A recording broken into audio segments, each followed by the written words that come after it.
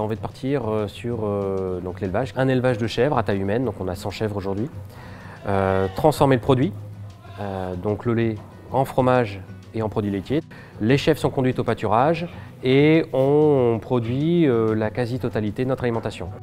La chèvre poitevine, c'est une race qui est tombée un peu en désuétude parce qu'elle produisait moins de lait. C'est une race rustique, donc c'est une race avec beaucoup plus de caractère.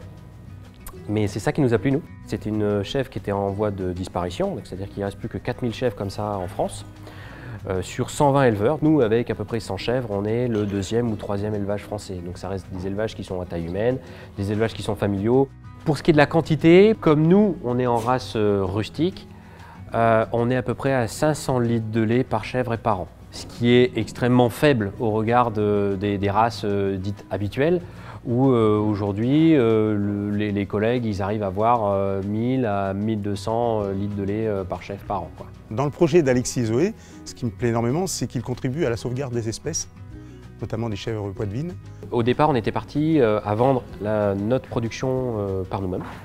Et on s'est vite confronté à un problème de manque de temps, c'est-à-dire que le temps qu'on passait à vendre nos fromages sur les marchés, on ne l'avait pas à produire ou à faire le foin pour nos chèvres. On s'est dit que la seule chose qui pouvait remplir à peu près ce contrat-là, c'était la collectivité.